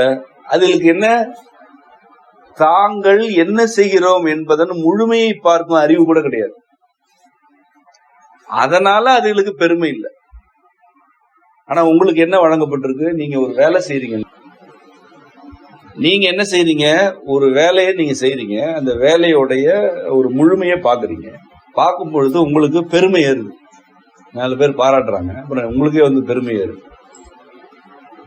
அந்த பெருமை ஏறும் பொழுதெல்லாம் நீங்க இயல்புல இருந்தே வெளியில போயிடுறீங்க. எப்படி ஒரு மரம் துளிர்ப்பது பெருமை இல்லையோ, கரையான் பணியாற்றுவது பெருமை இல்லையோ, அது போலதான் அது வரைக்கும் நீங்க இருந்தீங்க. அதுக்கப்புறம் என்ன ஆயிடுறீங்க, பெருமை வந்து 4 பேர் பாராட்டுறாங்க, அல்லது பாராட்டலையேன்னு வேற வருத்தப்படுறீங்க, இவ்வளவு செஞ்சும் பாராட்டலையே. இரண்டுமே உங்களை இயல்பில் இருந்து வெளியேற்றும். இயல்பில் இருந்தே வெளியேறிட்டீங்கன்னா எங்க திரும்ப போறீங்க, ஒரு சிறையை நீங்க கட்டிக்கிறீங்க, ஒரு கோடு போட்டுக்கிறீங்க, அதுக்குள்ளே இருக்கிறீங்க, அதை தாண்டி வெளியில வரமாட்டீங்க. வெளியில வந்தா யாராவது ஏதாவது பேசிட்டு வாங்கன்னு பயப்படுறீங்க. ஏன்னா உங்களுக்கு என்ன மாதிரி பேச்சு வேண்டியிருக்கு, உங்களுக்கு பிடிச்ச மாதிரி பேச வேண்டியிருக்கு. உங்களுக்கு பிடிச்ச பேச்சு மட்டும் கேட்கணும்னு நினைக்கிறீங்க. உங்களுக்கு பிடிக்காதபடி யாராவது பேசினாங்கன்னா அவமதிக்கிறீங்க அவங்கள, அல்லது அவங்ககிட்ட பேசுறதை நிறுத்துறீங்க. பெருமைப்படுத்தும் சொற்களை கேட்கணும்னு நினைக்கிறீங்க. அது மட்டும் இல்லாம மற்றவர்கள் மீது குறை சொல்றத ஒரு வழக்கமா வச்சுக்கிறீங்க. எதையாவது ஒன்ன பார்த்தா அவங்க சரியில்லை, இவங்க சரியில்லை, நானா தானே அப்படி செஞ்சிருப்பேன், இப்படி எல்லாம் நீங்க ஆகும் பொழுது இறைத்தன்மையை புரிஞ்சுக்க முடியும்னு நினைக்கிறீங்களா? எவ்வளவு வேணா புத்தகம் படிங்க, எவ்வளவு வேணா படிங்க, 90 வயது வரைக்கும் இறையியல் பத்தி படிச்சுட்டே இருங்க, நிறைய பேரோட பேச்சு கேளுங்க, தலைகீழா நின்று தவம் பண்ணுங்க, ஒன்றும் நடக்காது. ஏன், உங்களுடைய எல்லையை அவ்வளவு சின்னதாக்கிட்டீங்க. முன்னாடி எப்படி இறைவன் எப்படி உங்களை படைச்சான், உனக்கு எல்லையே இல்லை, எதுலயும் சிக்காத, எந்த பாராட்டுக்கும் சிக்காத, எவ்விதமான புகழ்ச்சிக்கும் மயங்கிடாத, யாராவது ஏசுறாங்க திட்டுறாங்கன்னா அதனாலலாம் அடங்கிடாத, நீ உன்னோட இயல்பின்படி போயிட்டே இரு அப்படின்னு படைத்தான். ஆனா நீங்க என்ன பண்றீங்க, யாராவது 4 பேர் திட்டுனா சுருண்டுறீங்க, பாராட்டுனா ஆடுறீங்க. அப்ப என்ன, நீ ஒரு கரையானுக்கு இருக்கக்கூடிய இயல்பு கூட உன்கிட்ட இல்ல, உண்மையிலே ஒப்பிட முடியாது, உண்மையிலேயே அது ஒப்பிட முடியாத அளவு அது இயல்புல வாழுது. அதை நான் குறைத்தே சொல்லல, அவ்வளவு இயல்போட அது இருக்கு. அதுக்கு தன்னுடைய செயல்பாடு இதெல்லாம் வினையாற்றுது, விளைவே தெரியாது. உங்களுக்கு இன்னொன்னு சொல்றேன், நீங்க பெரிய பெரிய தேனடைகளை பாக்குறீங்க, அதுல எவ்வளவு தேன் இருக்கு, அவ்வளோ தேன் சேமிக்கும் தேனீக்கள் அந்த தேனை பருகிறதுக்கு முன்னாடியே செத்து போகுது தெரியுமா? பல தலைமுறைகள் அதுல பிறந்து செத்து போகுது. ஒரு தேனடையை கட்டி அது அடுத்த பருவம் வரைக்கும் அந்த தேனை வச்சு சாப்பிட்டுட்டு இருக்குல்ல, அதற்கிடையில பல தேனீக்கள், மிக பெரும்பான்மையான தேனீக்கள் இறந்து போய் அடுத்ததுதான் பிறகு. உண்மை இன்னும் ஒரு ஆழமான செய்தி சொல்றேன், அந்த தேனடையே அடுத்த தலைமுறைக்கான புழு வளர்க்கிற உறைவிடம் தான். நீங்க பார்த்திருப்பீங்க, ஒரு நிலையில புழுவா இருக்கும் தேனடையில. ஒரு தேனி பல கல் தொலைவு பயணித்து ஒரு துளி தேன் எடுத்துட்டு வந்து அதுல சேர்க்குது. எந்த தேனீக்கும் தேனடையுடைய மொத்த வடிவத்தை பற்றிய ஒரு பார்வையே கிடையாது. அது தெரியுமா? அது கட்டின வீடு எப்படிப்பட்டதுன்னு பாக்குற அறிவே அது கிடையாது. ஆனா அது வீடு கட்டு எப்படி கட்டுது, என்ன நுட்பம், எவ்வளவு துல்லியம், ஒரு அறை, ஒவ்வொரு அறையும் அதுல எப்படி கட்டுது. அது எங்கேயாவது படிச்சதா? நீ எவ்வளவு பெரிய வேலை செய், நீ எவ்வளவு சிறப்பா வேலை செய், நீ பெரிய மேதாவியாரு, உன்னை விட சிறப்பா ஒரு எறும்பு கூடு கட்டிடும். உன்னை விட துல்லியமா அது அளவெடுக்கும். உன்னை விட துல்லியமா அது மூலப்பொருட்களை சேர்த்து கொண்டு வந்து ஒரு தேனடை, தேன் மெழுகுன்னு சொல்றோம், அது அப்படிப்பட்ட மருந்து. என்ன மழை பெய்தாலும் அது உள்ள போகாது, அது மெழுகுது. உள்ள இருக்கிற குஞ்சுகளை எதுவுமே செய்யாது, உள்ள இருக்கிற தேனையே அது பாதிக்காது. என்ன இன்னைக்கு மழையில் நனையாத பொருட்கள் எல்லாம் மனிதர்கள் செஞ்சுட்டாங்க. தேன் கூட்டை விட பெரிய பொருள் செய்யப்பட்டுருச்சு. அன்னைக்கு காட்டுல தொங்கிட்டு இருக்கு, மரத்துல ஆடுது, மலை குகைகள்ல இருக்குது, அது அருவி கொட்டுது, உள்ள இருக்கு தேனடை, உள்ள இருக்கு, அருவிக்கு உள்ள இருக்கு தேனடை. அந்த தண்ணி ஒண்ணுமே செய்யல, ஏன்னா அப்படி ஒரு மூலப்பொருள் அது வைத்துதான் கட்டுது. இதை விட நீ என்ன செஞ்சுட்ட? உனக்கு மயக்கம் கொடுக்கறது எது? நீ படிக்கிற, நீ எழுதுற, நீ பேசுற, அதை 4 பேர் பாராட்டுறாங்க, அல்லது உன்னையே பாராட்டிக்கிற. இதெல்லாம் இறைவனிடமிருந்து விலகுது. உண்மையிலே அந்த தேனி தான் இறைவனுக்கு நெருக்கமா இருக்கு. ஏன்னா அது வரம்புகளுக்குள்ள அடங்கல. அதோட இயல்பு இன்னும் அந்த எல்லா இயல்புகளோடய அது இருக்கு. அது எந்த வரம்புலையும் அடங்காது. ஒரு வரையறைக்குள்ள அதை அடக்கவே முடியாது. தேனிய சாகணும்னா கூட உன்னை கொட்டிட்டு செத்து போகும். அதுக்கு அதை பத்தி எல்லாம் கவலை இல்லை. என்னோட இயல்பு கையை வச்சா கொட்டுவேன். நீ அடிச்சு கொன்றுன்றதுக்கெல்லாம் நான் பயப்பட மாட்டேன். அடிச்சு கொண்டா கொண்டு, எனக்கு வழங்கப்பட்ட வேலை இதுதான். இப்படி இதை கட்டணும், யாராவது தாக்குனா கொத்தணும், இவ்வளவுதான். இதுல நான் சாவனா செத்துட்டு போறேன். மரணத்தை பற்றி அச்சம் கிடையாது. ஆனா மனிதர்கள் மரணத்தை பற்றி அச்சப்படுறாங்கன்றதுல ஒதுக்கிடலாம். எதுக்கெல்லாம் ஆட்படுறாங்க? ஒரு சின்ன பாராட்டு அவங்கள மயக்கிடுது, ஒரு சின்ன ஏச்சு, 2 சொல் யாராவது ஏசுனாங்கன்னா சுருண்டுறாங்க. அவ்வளவுதான், நமக்கு இதெல்லாம் வராது, எனக்கு இது வராது, நான் எதுக்குமே ஆக மாட்டேன். இதெல்லாம் ஒரு பேச்சா? இதெல்லாம் வெக்கப்படணும். இப்படிலாம் யாருமே இருக்கக்கூடாது. என்ன உனக்கு இதுல என்ன உனக்கு வராதுன்னா வரலன்னு சொல்லிட்டு போயேன், வருன்னா வருன்னு செஞ்சுட்டு போயேன். வராதுன்றது உன்னோட குறையும் இல்லை, வர்றது உன்னோட பெருமையும் இல்லை. உனக்கு எது வருதோ அதை செய், அதுல பெருமை தேடாத. உனக்கு எது வரலையா தூக்கி போட்டு போ, அதுல எந்த சிறுமையும் இல்லை. இதுதான் நீ வந்து ஒரு கோட்டை கடக்கிற வழி. இது எந்த கோட்டை கடக்கிற? உன்னுடைய திறன் மீதான பெருமை, சிறுமை என்ற கோட்டை நீ கடக்கணும். தயவு செய்து அதை புரிஞ்சுக்கணும். உங்களுக்கு அவசியம் வேணும், உங்களுக்கு தேவைப்படுது, தெரிஞ்சுதான் பேசுறோம். உங்க ஒவ்வொருத்தருக்குமே இந்த பாடம் தேவை. உங்க ஒவ்வொருத்தருக்குள்ளேயே இந்த சிக்கல் இருக்குன்னு தெரிந்து கொண்டு பேசுறேன். திறன் என்பது ஒரு கோடு, ஒரு எல்லை. உனக்கு வருதுன்னா 4 பேர் பாராட்டுவாங்க, வரலன்னா திட்டுவாங்க. நீ பாராட்டுவதற்கு மயங்க கூடாது. உனக்கு வரலன்னு 4 பேர் திட்டினாங்கன்னா அதை கண்டு அஞ்ச கூடாது. இந்த கோட்டை நீ இப்படிதான் கடக்க முடியும். பெருமைக்கு ஆட்படக்கூடாது, சிறுமையை கண்டு தயங்க கூடாது. எனக்கு வரலங்க அவ்வளவுதான் சொல்லு. உண்மையிலேயே அதன் மீது எந்த வருத்தமும் உனக்கு கூடாது. உண்மையிலேயே வரலன்னா உண்மையிலேயே வரலன்னு சொல்லு. யாருக்காக நான் வரலன்னு சொல்றேன்ல, அவங்க என்ன பாடுபடுவாங்கன்னு பார்ப்போம், அப்படிலாம் செய்யாது. உனக்கு வந்துச்சுன்னா வருது, வரலன்னா வரலன்னு சொல்லு. திறன்களை வைத்து நீ முடக்கப்படுகிறாய். உன்னை ஒண்ணு பாராட்டி உன்னை சிறைப்படுத்துறாங்க, இல்லைன்னா திட்டி சிறைப்படுத்துறாங்க.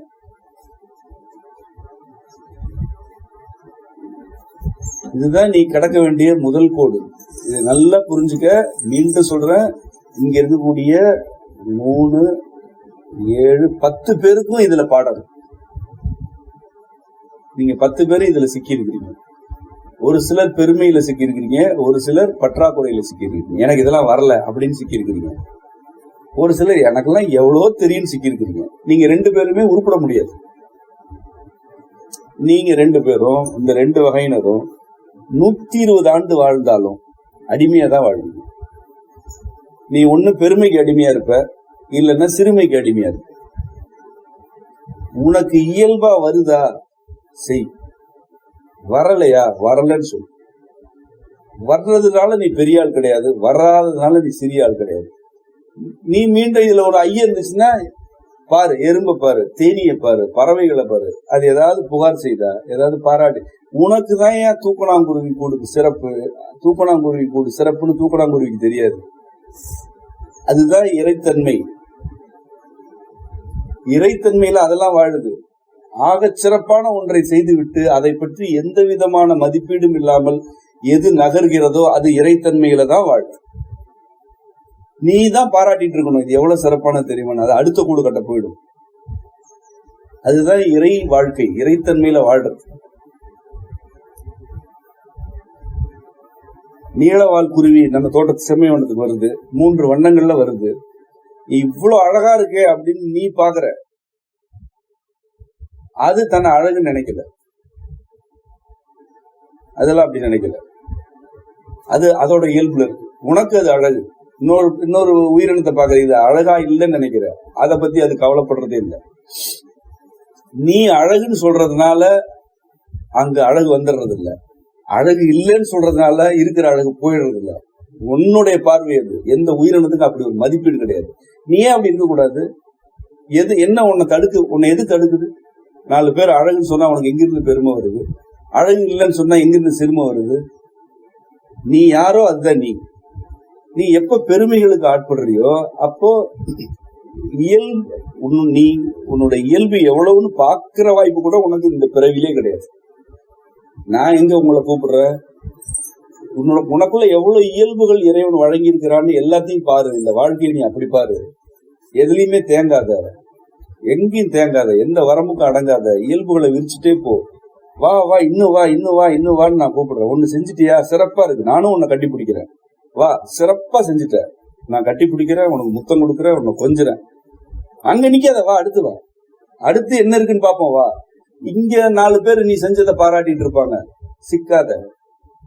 உனக்கு நீ கோடு போடுற, அந்த கோட்டுக்குள்ள மாட்டினேன்னா உனக்கு வாழ்க்கை சிறையாயிடும். இறைவன் அங்க இருக்கிறான், இன்னும் தள்ளி இருக்கிறான். வா, அங்க போயிட்டோமா, ஒண்ணு செஞ்சுட்டோமா, இறைவன் பாரு இன்னும் தொலைவுல இருக்கான், அங்க போலாம். இப்படி போறதுக்கு உங்களை நான் கூப்பிடுறேன். இதுல யார் வர்றாங்களோ அவங்கதான் கூட வர முடியும். இல்லையா, நான் இந்த வேலையை சிறப்பா செய்யறேங்க, நான் ரொம்ப பொறுப்பான ஆளுன்னா தயவுசெய்து அங்கே இருந்துங்க. உன்னை விட மீண்டும் சொல்றேன், ஆடு மாடு முயல் நாய் பன்றி எல்லாம் உன்னை விட பொறுப்பு. இந்த கடுமையான புல் வறண்டு போன காட்டிலையும் முயல்கள் குட்டி போட்டு குட்டி வளர்த்துட்டு இருக்கு. நீ எல்லாம் அப்படி செய்யவே மாட்ட. நாளைக்கு வடிக்கிறதுக்கு அரிசி இல்லைன்னா நீ இன்னைக்கு உட்காந்து அழுதுட்டு இருப்ப. இந்த கடுங்காட்டுல நெருப்பு பிடிச்சா பரவி விடும் என்ற நிலைமையில் புல் காய்ந்திருக்கும். இதே நிலையில் தான் அதே புல்வெளிக்குள் முயல் குட்டி போட்டு வளர்த்துட்டு இருக்கு. இப்பவும் குட்டி போடுது முயல். அந்த வறட்சிக்கு உள்ள இருந்துதான் காட்டு எலிகள் தன்னுடைய இனத்தை இப்பவும் இருக்குது. இதை விடலாம் நீ ஒன்னும் பொறுப்பு கிடையாது. உனக்கு எல்லாம் தேவைப்படுது. உனக்கு மின்சாரம் தேவைப்படுது, கருவிகள் தேவைப்படுது, உணவுப் பொருளை சேர்த்து வைக்க வேண்டி இருக்கு, கையில பொருள் தேவைப்படுது, சொல்லிக் கொடுக்க 4 ஆள் தேவைப்படுது. நீ மூஞ்சி தொங்க போட்டீங்கன்னா ஆறுன்னு சொல்றதுக்கு 10 பேர் தேவைப்படுது. இதெல்லாம் பொறுப்பு கிடையாது. உனக்கு பொறுப்பே கிடையாது. உனக்கு பொறுப்புனால என்னன்னு தெரியல. உன்னை விட உன்னை சுத்தி இருக்கக்கூடிய எல்லா உயிரினங்களும் சத்தியத்திலும் சத்தியமா பொறுப்பா இருக்கு. உனக்கும் பொறுப்புக்கும் தொடர்பே கிடையாது. பொறுப்புன்றது என்ன? சூழல் எவ்வாறாக இருந்தாலும் நான் என் இயல்பில் இருப்பேன் என்ற பொறுமைதான் உண்மையிலே பொறுப்பு. நீ சூழல சின்ன சிக்கல் வந்துச்சுன்னா மூஞ்ச தூக்கிட்டு போற, இல்ல பெருசா 4 பேர் பாராட்டிட்டாங்கன்னா மூஞ்ச எங்கேயோ திருப்பிட்டு போற, ஏத்திக்கிற, தலையில ஏத்திக்கிற. இதுக்கு பொறுப்புக்கு என்ன தொடர்பு இருக்கு? நீ என்ன இறைவனை புரிஞ்சுக்க போற? நீ உன்னையே நீ இன்னும் உன்னை பார்க்கவே ஆரம்பி, உன்னை புரிஞ்சுக்கிறது கூட அதிகம். நீ யாருன்னு நீ உன்னையே இன்னும் பார்க்கல. நீ உன்னை புரிஞ்சுக்கணும், சூழலை புரிஞ்சுக்கணும். அதையெல்லாம் கடந்து போனா இறைவனை புரிஞ்சுக்கலாம். நீ வரம்புகளுக்குள் சிக்குகிறாய் என்பதை விட வரம்பு வரம்புன்ற ஒரு கோடை போட தொடங்கும் போதே நீ அதுல போய் படுத்துட்ட. உன்னை சுத்தி ஒரு சிறையெல்லாம் எழுப்ப வேண்டியதில்லை. சிறை எழுப்புற மாதிரி ஒரு கோடு போட்டாலே அதுக்குள்ள உட்காந்துக்கிற. ஆனா என்ன நினைச்சுக்கிறேன்னா, ரொம்ப சிறப்பா இருக்கிறோம், சிறப்பா வேலை செய்யறோம், சிறப்பா படிக்கிறோம், என்னென்னவோ நினைச்சுக்கிறேன். இதெல்லாம் உண்மை அல்ல, உண்மையே அல்ல, உண்மை அல்ல. சிக்கிற எப்பொழுதும் உனக்குள்ள ஒரு எளிமை வேணும், உனக்குள்ள எளிமை வேணும். இறைவன் எவ்வளவு எளிமையா இருக்கா. நான் சொன்னேன், எரும மாடு எந்த நீரா இருந்தாலும் போய் படுக்குது. இறைவனுடைய வெளிப்பாடு தான் எரும மாடு, இறைவனுடைய வெளிப்பாடு தான் கரையான், இறைவனுடைய வெளிப்பாடு தான் பன்றி. இதை விட என்ன எளிமை நீ இருந்த? உன்னால உன்னை ஒரு எரும மாடா கற்பனை செய்ய முடியுமா? இறைவன் தன்னை எரும மாடா வச்சிருக்கிறான். உன்னால ஒரு பெருச்சாலியா, மூஞ்சூரா, கரப்பாம்பூச்சியா உன்னை கற்பனை செய்ய முடியுதா? அப்படி சொல்லி திட்டிக்கிறீங்கல்ல, கரப்பாம்பூச்சி மாதிரி இருக்கிறன்னு. நீ எதை சொல்லி திட்டுறியோ அதுவா இருக்கிறவன் தான் இறைவன். கரப்பாம்பூச்சியும் இறைவன் தான், புள்ள பூச்சி இறைவன் தான். நீ இன்னும் என்னென்ன சொல்லி திட்டுற, அந்த எல்லா கெட்ட வார்த்தைகளுமே இறைவன் தான். அதான் எளிமை. எளிமைன்றது என்ன? எல்லாமா இருக்கு, எல்லாமா இருக்கணும். நீ எவ்வளவு உயர்த்தினாலும் அவன் அப்படிதான், நீ எவ்வளவு இழிவா பேசினாலும் அவன் அப்படிதான். அவன் இதுதான் இறைவனுடைய தன்மை. அவன் எளிமையிலும் எளிமை. நீங்க அன்னப்பறவை நினைச்சிட்டு இருக்கீங்க, இறைவன் என்ன அன்னப்பறவையா? அன்னப்பறவை இறைவன் தான். சாக்கடையில ஒரு புழு நெளியுது இல்ல, உனக்கு நாறுது இல்ல, அந்த நாற்றமும் இறைவன் தான். இதை விட என்ன எளிமையா நீ யார் வாழ்றோம்? எந்த மனிதர்கள்ட்ட இது எளிமை இருக்கு? ஏன் உனக்கு என்ன, அவனுக்கே இல்லாத ஒரு பெருமை என்ன உங்களுக்கு என்ன வந்துருச்சு? எளிமையா இருக்கிறது என்ன சிக்கல் இருக்கு? அப்படி என்ன செஞ்சிட்டோம், இல்ல என்ன செஞ்சிட முடியும்? நான் 1 கோடி பிறவி எடுத்தா என்ன செய்ய முடியும்? இதெல்லாம் வாய்ப்பு இல்லை. அதனால நீ எப்ப பெருமை தேடுறியோ அப்ப இறைவன் தேர்ந்து விலகு. சிறுமைகளை கண்டு அஞ்சும் போது இறைவன் தேர்ந்து விலகு. எப்பொழுதும் உனக்குள்ள எளிமை இருக்கணும். எளிமை. நான் பெரிதும் இல்லை, சிறிதும் இல்லை. நான் என்ன செஞ்சாலும் என்னை விட சிறப்பா இங்க வேற செஞ்சுட்டு இருக்கேன். 2 அறிவு உள்ளது செய்துப்பா உன்னை விட சிறப்பா. 1 அறிவு உள்ள உயிரினம் உன்னை விட சிறப்பா இங்க வாழ்ந்துச்சு. அப்படி இதுல என்ன, நான் உண்மையிலே கேட்கிறேன், யாருக்கு என்ன பெருமை கொடுக்குது? நம்மளா நடிச்சிட்டு இருக்கிறோம், அவர் சிறப்பானவர், அவர் சிறப்பானவர், இவர் சிறப்பானவர். நான் சிறப்பானவன் தான் எனக்கு தெரியும், எனக்கு நல்லா தெரியும். நான் பல முறை சொல்லியிருக்கிறேன். இதுல நான் இப்ப என்ன புதுசா சொல்லிட்டேன்னு பாராட்டுறீங்க என்ன கேட்பேன்? நான் உள்ளதுதானே சொல்றேன், நான் உள்ளதுதான் சொல்றேன். நான் என்ன தவம் பண்றேன்? நான் என் கூட தானே இருக்கிறீங்க. எங்கேயாவது நான் தவம் பண்ணி பார்த்துருக்கிறீங்களா? உங்க கூட தானே படுத்திருக்கிறேன். நான் மட்டும் ஏன் இப்படி பேசுறேன்? நான் மட்டும் ஏன் இப்படி எழுதுறேன்? இறைவனுக்கு நெருக்கமா இருக்கிறது எப்படின்னு எனக்கு தெரியும். அது என்னன்னு தான் இப்ப சொன்னேன். எளிமையா இருக்கு, உள்ளது உள்ளபடி, இது இப்படிதானா, இது இப்படிதான் அப்படின்னு இருந்துக்கணும்.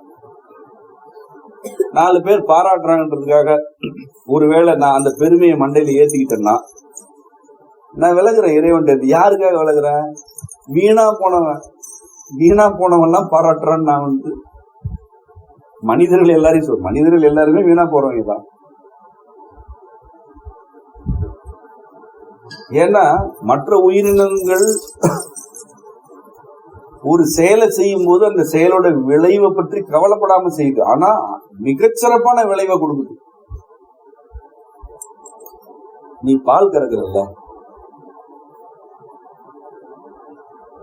இந்த பாலை மாடு என்ன உணவு எடுத்துட்டு கொடுக்குது? நீ எல்லா பருவங்களையும் பாக்குற, என்ன அப்படி என்ன உணவு? நம்ம சோறு தின்னுட்டு கஞ்சியை ஊத்துறோம், அரிசிகளோட தண்ணியை ஊத்துறோம், வெயிலையும் மழையிலையும் காட்டுல அலைய விடுறோம். அப்படி எல்லாம் அலைஞ்சிட்டு அது ஒரு பொருள் கொடுக்குதே, அது என்ன சிறப்பு? இதை விளக்க முடியுது அவனால? அதுல இருந்து தயிர் எடுக்கிறோம், வெண்ணெய் எடுக்கிறோம். தயிர் தனியா பயன்படுத்தினா நல்லா இருக்கு, வெண்ணெயா எடுத்துட்டு பயன்படுத்தினா நல்லா இருக்கு, மோரு சிறப்பா இருக்கு, இதை உருக்கி நெய்யாக்கினா ஆக சிறப்பா இருக்கு.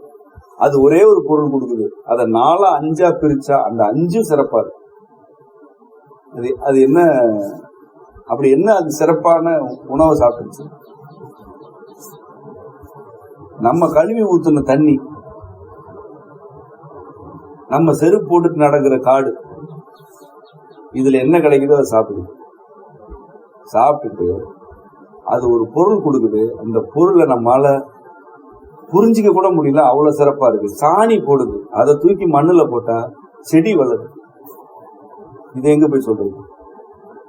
மூத்திரம் பெய்யுது, அதை புடிச்சு செடி மேல தெளிச்சா புழு பூச்சி எல்லாம் ஓடுது, பச்சை பசேர்னு தாவரம் மாறுது. ஒரு மாடு எவ்விதமான சிறப்பு தன்மைகளையும் எதிர்பார்க்காம 1 செய்து 2 செய்து 3 செய்து அந்த 3மே சிறப்பா இருக்கு. ஆனா இவ்வளவு சிறப்பான பொருள்களை வெளியிடுறோம்னு அது என்னைக்காவது நினைக்குதா? ஏன்னா அது தெரியாது. அந்த இடத்துல அதுக்கு அறிவு இல்லைல்ல, அந்த அறிவு கிடையாது. என் பால் தான் சிறந்ததுன்னு ஒரு மாடு புரிஞ்சுக்க தொடங்கிடுச்சுன்னா 2 பசுமாடு சண்டை போட்டு செத்து போயிடும். அவ்வளவுதான். அதுகளுக்குள்ள போட்டி வந்துச்சுன்னா பசுமாடு சண்டை போட்டு செத்து போயிடும். ஒருவேளை அதுகளுக்கு தெரிஞ்சு அதுகளுக்குள்ள உரையாடிக்குச்சுன்னா இன்னைக்கு பால் கொடுக்கணுமா கொடுக்க கூடாதுன்னு அதுக்கு முடிவு பண்ணும். இதெல்லாம் மனிதர்கள் செய்யறாங்களா இல்லையா? இதெல்லாம் செய்யறாங்க. ஒருத்தர பாராட்டிட்டோம், 10 முறை பாராட்டியாச்சு, 11வது முறை பாராட்டல, ஏதாவது ஏசிட்டோம்னா அவன் வேலை செய்ய மாட்டேன், கிடக்கட்டும் அப்படின்னு. நீ என்ன அப்படி செஞ்சுட்ட? நீ செய்யாம இந்த பூமியில என்ன எது தேங்கிற போகுது? ஒண்ணும் கிடையாது. ஒரு மாடு என்ன செய்யுதோ அதுல 100ல் 1 கூட எந்த மனிதரும் செய்யறது இல்லை, எந்த காலத்திலும் செய்ய முடியாது, எப்பவுமே முடியாது. ஏன்னா பிறவி எப்படி அறிவு அதிகமா இருக்கும்போது இயல்பு குறைஞ்சு. நான் என்ன சொல்லி உங்களை எல்லாம் அழைக்கிறேன் பாரு, அறிவு அப்படித்தான். அது ஒரு பக்கம் ஓரம் இருக்கு. நீ இயல்பாரு, தலையில எது ஏத்திக்காது, பெருமையும் ஏத்திக்காது, சிறுமையும் ஏத்திக்காது. உன்னை பத்தி தாழ்வா நினைக்கிறத நிறுத்து, உன்னை பத்தி உயர்வா நிறுத்து நினைக்கிறது. நீ உயர்வுல தாழ்வு, நீ உயர்வுன்னு உன்னை நினைச்சேன்னா மறுபடியும் அந்த மாடை பாரு, அந்த ஆட்டை பாரு, ஒரு செடியை பாரு, வேப்ப மரத்தை பாரு, அதுவே உனக்கு சொல்லிடும் நீ எல்லாம் ஒண்ணும் இல்லப்பா அப்படின்னு. நீ உன்னை சிறுமைன்னு நினைச்சுக்கிறியா? அப்படிலாம் நினைக்காத. அந்த உயிரினத்துக்கு என்ன இயல்பு கொடுக்கப்பட்டதோ அதை விட அதிகமான இயல்பு இறைவன் உனக்கு கொடுத்துருக்கிறான். அதை வைத்துக் கொண்டு நீ உன்னுடைய இயல்பின்படி வாழணும். ஒவ்வொரு கட்டத்திலையும் வாழ்க்கையை உனக்கு சில கதவுகளை திறந்து விடும். அது உள்ள போ, என்ன இருக்குன்னு பாரு, கத்துக்க, அடுத்ததுக்கு போ, அடுத்த கோட்டுக்கு போ. தேங்க கூடாது, எங்கேயுமே தேங்கி நிக்க கூடாது. அப்படி நீ வாழ்க்கையை முழுதும் ஒரு பயணமா போயிட்டே இருந்தீன்னா நீ ஒரு மனிதரா வாழ முடியும். நீ ஒரு 10 கோடுகளை கடந்துட்ட அப்படின்னா இறைவனுக்கு நெருக்கமா ஒரு 10 கோடுகள் நெருக்கமா சென்றுட்டே அதுக்கு பொருள். நீ எங்கேயாவது தேங்கிட்டன்னா இறைவன் விலகுற, அப்புறம் நீ அடி வாங்கிட்டு ஏன் என்ன வந்து காப்பாத்தலன்னு கேட்காத, தயவுசெய்து கேட்காத. அங்க இல்ல, நீ ஏன் நீ அடிக்கிற இடத்துக்கு நீ ஏன் போன? நீ ஏன் அடி வாங்கின முதல்ல? சரி அடிச்சிட்டாங்களா, எழுந்துரு, கோட்டை அழிச்சுட்டு போ. எந்த வகையிலும் உன்னை நீ தாழ்வா நினைக்காத, எந்த வகையிலும் உன்னை உயர்வா நினைக்காத. இது ரெண்டுமே பொய், ஏமாத்துறாங்க உன்னை. நீங்க இங்க ஆசான் பள்ளியில இதைதான் கத்துக்கணும். அது யாரா இருந்தாலும் சரி, அனைவருக்குமானது. நான் மீண்டும் சொல்றேன், 10 பேருக்கு இதுல பாடம். எனக்கு ஒவ்வொருத்தரை பத்தியும் தெரியும். உங்கள பெருமைக்கு ஆட்பட்டவர்கள் இருக்கிறீங்க. பெருமைக்கு ஆட்பட்டு ஒரு உச்சகட்டத்தில் இருக்கிறவங்களும் இருக்கிறீங்க. யாரெல்லாம் உச்சகட்டத்தில் இருக்காங்கன்னு தெரியும். தாழ்வு மனப்பான்மைக்கு ஆட்பட்டு கீழே கடக்கிறவங்களும் இருக்கிறீங்க. நான் தனியா சொல்ல மாட்டேன், அவரவருக்கே தெரியும் யார சொல்றேன்னு. நீ உண்மையிலே இறையியல் கத்துக்கணும்னு நினைச்சா முதல்ல இந்த கோட்டை கடந்து வா. இன்னும் 100 கோடு இருந்தாலும் நான் கூட்டிட்டு போறேன், நான் உன்னை கூட்டிட்டு போறேன், நான் உனக்கு அதெல்லாம் அறிமுகப்படுத்துறேன். ஆனா நீ இதை கடக்கிறியா இல்லையான்றது எனக்கு தெரியும். நான் பார்த்தாலே புரிஞ்சுக்குவேன் நீங்க எந்த கோட்டில் நிக்கிறீங்கன்னு எனக்கு தெரியும். ஏன் தெரியுமா? நான் இந்த எல்லா கோடுகளையும் கடந்தவன். இந்த எல்லா கோடுகளையும் ஏற்கனவே நீ இப்ப எதுல படுத்து கிடக்குறியோ அதை ஏற்கனவே அழிச்ச வேணாம். அதனால உன்னை இங்கிருந்து எப்படி கூட்டு போறது எனக்கு தெரியும். ஆனா இங்க இருக்க மாட்டேன், நான் சிக்க மாட்டேன்ற முடிவை நீ தான் எடுக்கணும். இல்ல எனக்கு இது நல்லா இருக்கு, நான் ரொம்ப பொறுப்பான ஆளு, நான் ரொம்ப பாதுகாப்பா இருக்குன்னு நினைச்சுன்னா அங்கேயே இரு. ஏன் கூட்டு போல என்ன கேட்க கூடாது, நான் கூட்டு போக மாட்டேன், நான் கூட நீ வரமாட்டேன். அதான் பாடம் நடத்துறது என்பது உங்களுக்கு அறிவு கொடுக்கறதுலாம் இல்ல, உங்க அறிவை அழிக்கிறது. அதான் என் வேலையை. என்னுடைய நூல்களே படிச்சு என்னுடைய உரைகளை கேட்டு நீ அறிவு வளர்ந்துருச்சுன்னு நினைச்சீங்கன்னா உன்னை பார்த்து நான் பாவப்படுவேன். அவ்வளவுதான். என் புத்தகம் படிச்சுட்டு இந்த நூல்களை இந்த உரைகளை கேட்டதுக்கு அப்புறம் உனக்கு அறிவு அழியணும். ஏன்னா நான் எல்லாத்துலயும் அறிவை அழிச்சுட்டு தான் இருக்கிறேன். நீ இதே ஒரு அறிவா மாத்திட்டேன்னா உன்னை யாரு காப்பாத்து? பாவம். மத்த வெளியில இருக்கிறவங்க எவ்வளவு பரவாயில்ல, நீ உள்ள வந்து மாட்டிட்ட. இதெல்லாம் அறிவு கிடையாது, இதெல்லாம் அறிவு அழிக்கிற இடம். மனிதனுடைய அறிவு அகந்தை ஆகியவற்றை அழிப்பதுதான் இறையியலுடைய அடிப்படையான பாடம். ஆகவே நீங்கள் ஒவ்வொருவரும் முதலில் உங்களுடைய திறன் மீது இருக்கும் மதிப்பீடுகளை அழிக்க வேண்டும். உனக்கு திறன் இருக்கிறது என்ற பாராட்டு அழிக்கப்பட வேண்டும். உனக்கு திறன் இல்லை என்ற சிறுமையை அழிக்கப்படணும். இதுதான் எளிமையா வாழ்வதற்கான ரொம்ப தொடக்க நிலை. ஆனா எனக்கு என்ன வருதுன்னா, நீங்க எல்லாம் இவ்வளவு நாள் கூட இருக்கு, நீங்க இந்த முதல் கோட்டுக்குள்ளேயே இருக்கிறது எனக்கு வியப்பா இருக்கு. முதல் கோட்டுல தான் இருக்கிறீங்க எல்லாரும். அதுல கொஞ்சம் கடந்தவங்க இருக்கிறீங்க, ரொம்ப சிக்கி இருக்கிறவங்களும் இருக்கீங்க. அது அவரவருக்கே தெரியும். இப்பவும் அவரவருக்கு தெரியலன்னு வச்சுக்க. இப்ப யாராவது உட்கார்ந்துட்டு நல்லா சொல்லுங்க, இது இன்னொருத்தருக்கு தேவைன்னு நினைச்சீங்கன்னா அப்படி நினைக்கிறவங்க தான் பாவம். நான் உங்க ஒவ்வொருத்தருக்கு தான் சொல்லுவேன். என்னால் நிகழ்வுகளை வச்சே பேசிட முடியும் உங்ககிட்ட. நீ இப்படி நடந்துட்டல்ல, அதைத்தான் நான் சொன்னேன், ஆனா நான் செய்ய மாட்டேன்.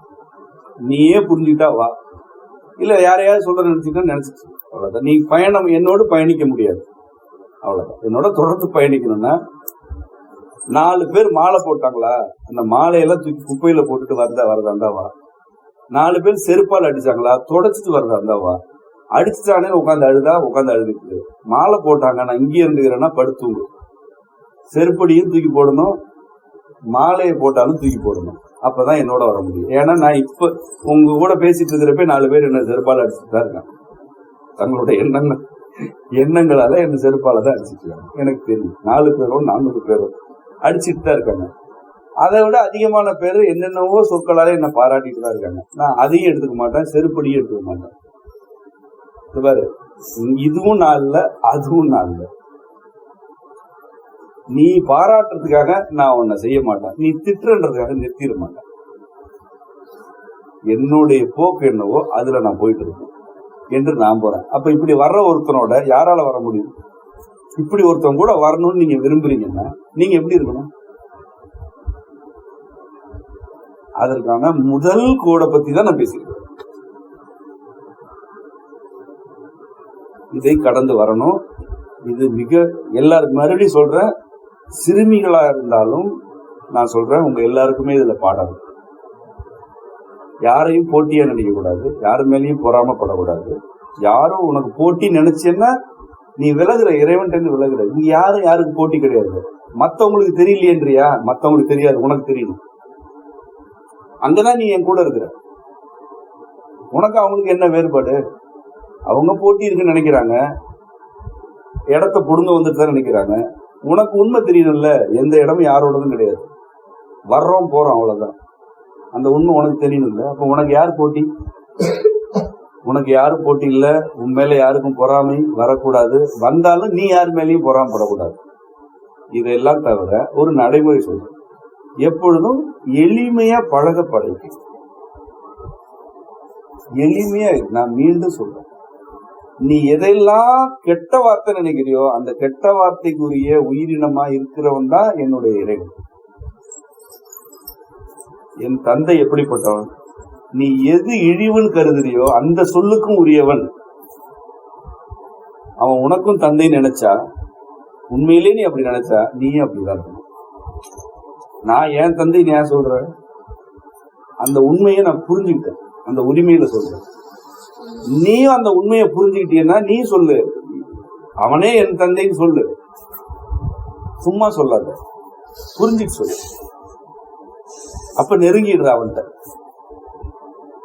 ஆகவே இழிவுன்னு ஒண்ணு கிடையாது, உயர்வானதுன்னு ஒண்ணு கிடையாது. இதெல்லாம் இந்த கூட்டத்தோடைய மதிப்பீடு. எல்லாம் தூக்கி வீசு.